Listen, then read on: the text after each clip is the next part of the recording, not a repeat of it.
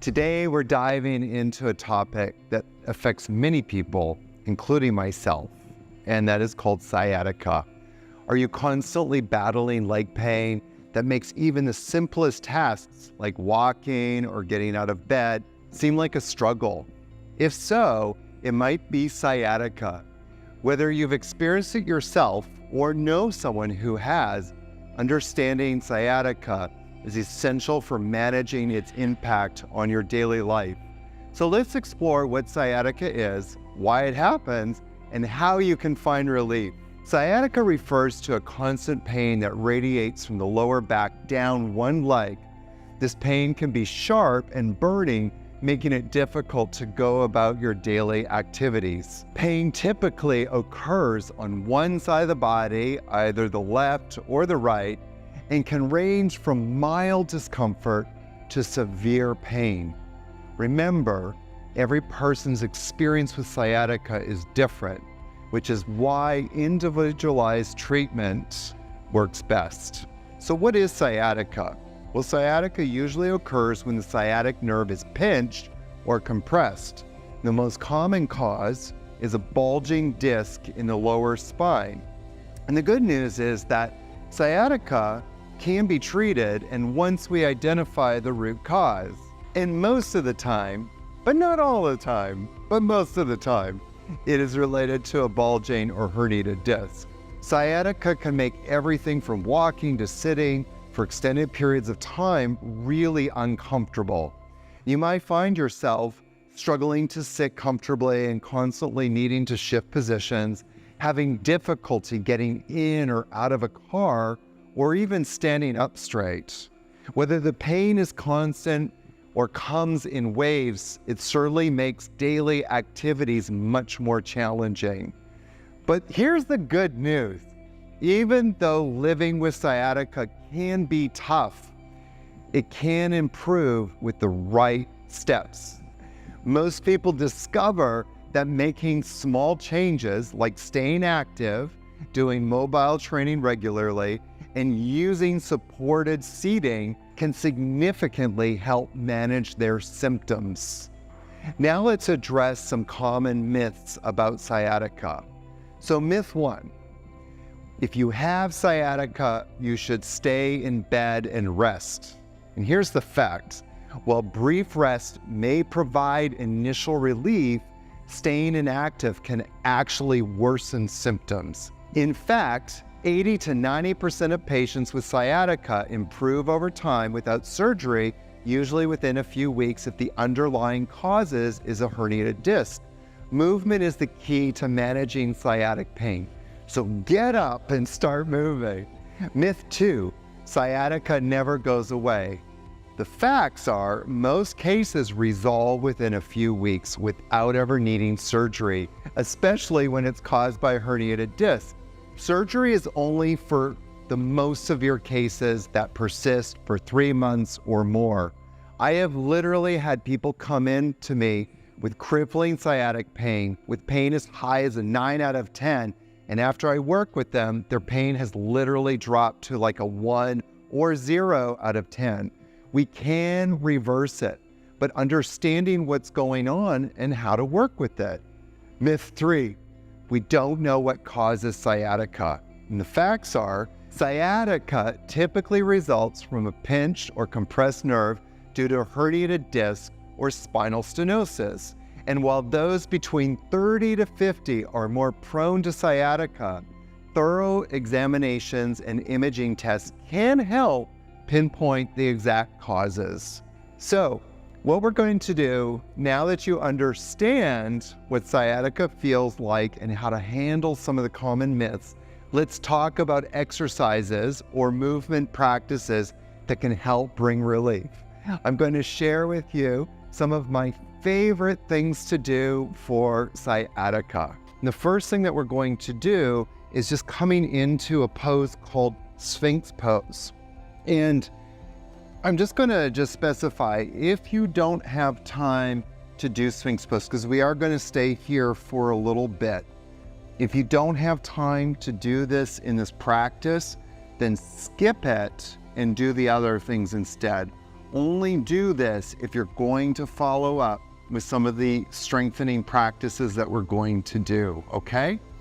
So this is a really fantastic pose. You bring your elbows underneath your shoulders.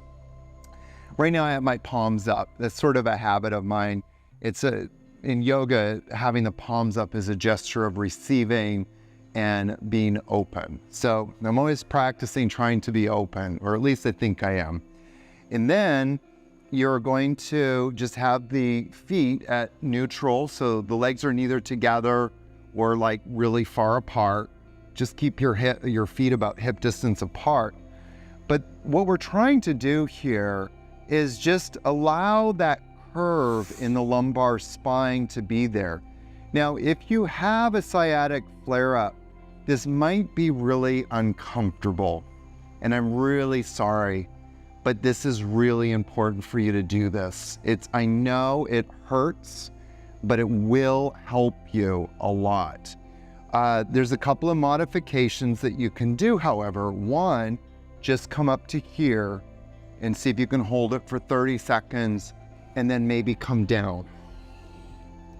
And then come on back up and hold it for 30 seconds or a minute and then come on back down.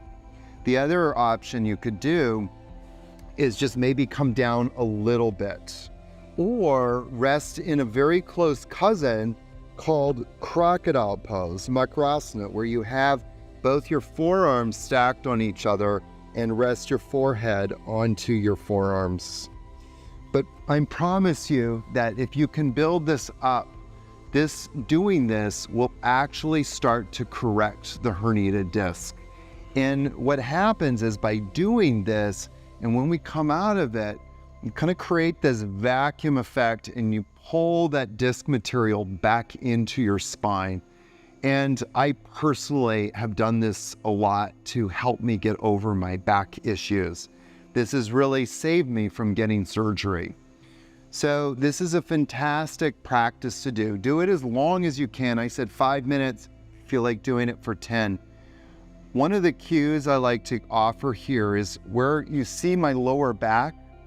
Right now, I'm consciously thinking about relaxing in that area, relaxing my glutes, relaxing even the upper body. The only thing that's really supporting me here, like I'm not using my muscles at all, it's my bones supporting my upper body as I'm here. So I'm just really relaxed on my elbows and my forearms. And this gives me the opportunity to just breathe into my lower back. All right?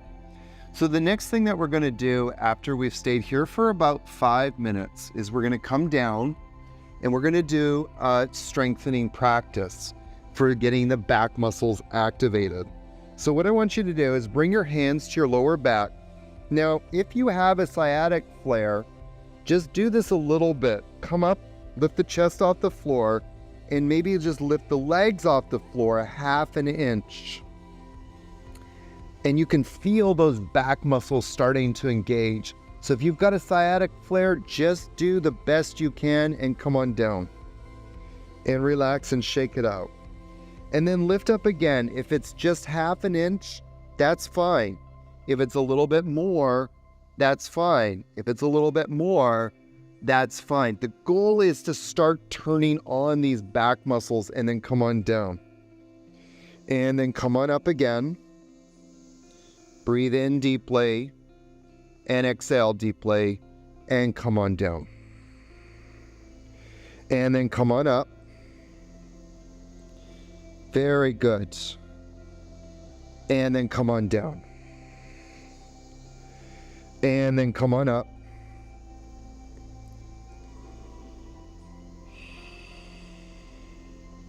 And then come on down.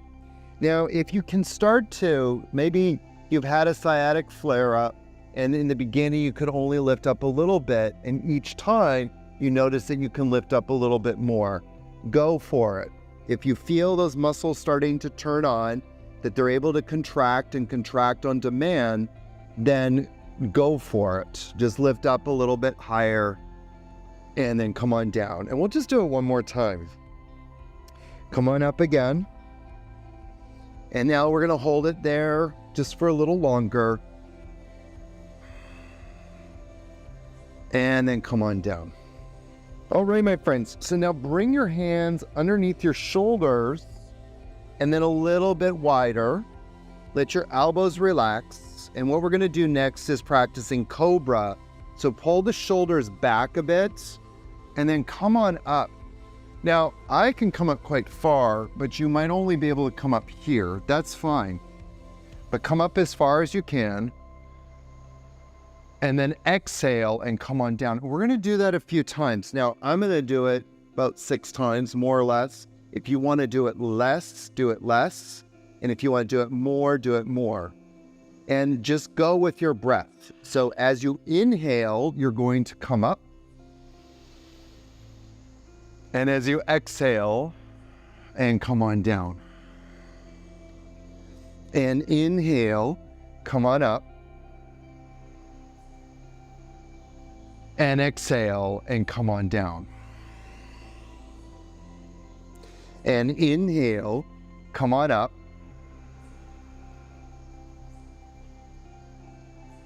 And exhale, and come on down. Inhale, come on up. And exhale, come on down.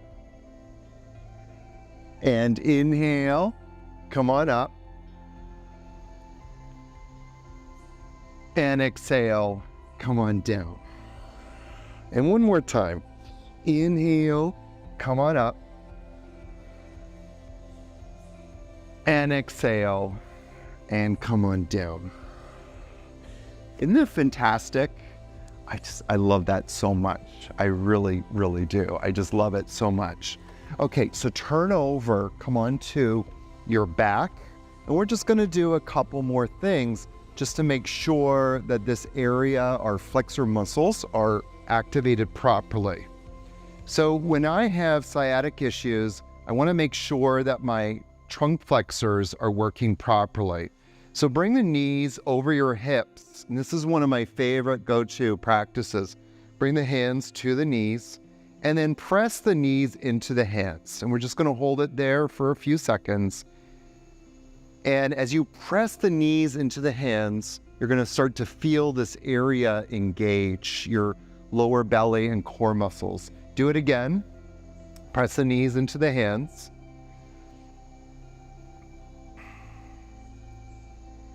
And then relax. And press the knees into the hands.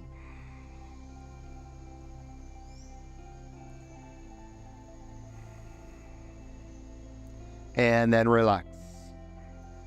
And press the knees into the hands.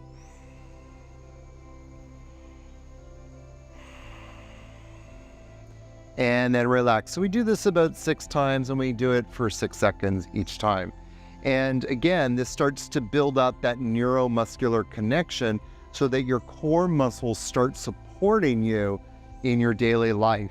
Bring the knees up, press the knees into the hands. Very good. And then come on down, and we'll do it one more time.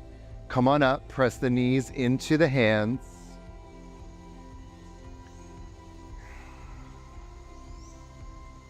And then come on down. That's awesome.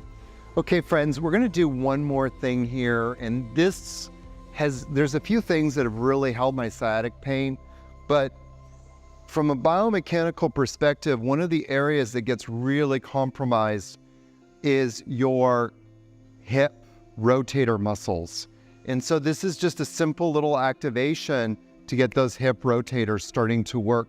You probably will not be able to move much. So please don't worry about how deep or how far you go. What matters is that you feel something working in your hips and that those muscles start turning on.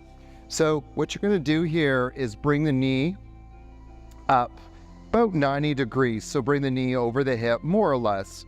And we're gonna start with our right leg, and I'm gonna just hold that right thigh with my right hand, and then I'm gonna bring this foot over towards my left.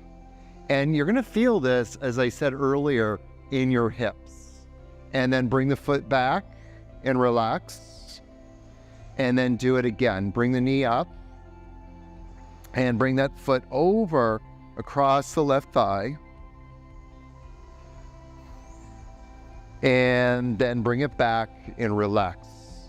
This is, I cannot stress enough, this is just golden. Nobody is teaching you this, but this is going to help in ways that you can't even understand. So do it again. Bring the knee up and then bring the foot over. Now, just to kind of add more to this, think about this heel of this foot, like the inside of the calcaneus, the inside of the heel, moving that direction, okay? And then relax. And then do it again.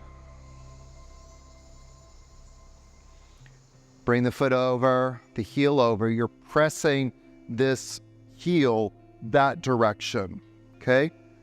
And then relax. So if you attached a ruler to your heel and put it perpendicular, you would press that direction. That's the direction you would go, okay? And I just noticed that I got a little bit of range of motion. Not that that's ever the goal, because the goal is to get stronger. And then bring the knee up and bring the foot over. And then bring the foot back and down. And then bring the knee up, the left knee up now, and bring that foot over the right thigh. And again, you know where to push because we just finished talking about it. You're gonna push through that heel. But just notice how this side feels. Like I just lifted it up and I was like, oh, it's really weak. And then come back down. So just by utilizing our muscles and shortening them actively, we're already starting to improve this kind of what we call neuromuscular connection. And then neuromuscular connection, bring the leg down and then bring the knee up and then bring that foot across the right thigh. The neuromuscular connection becomes compromised due to the inflammation from the sciatic issues that you're having. And then back down and bring the knee up and bring the foot over.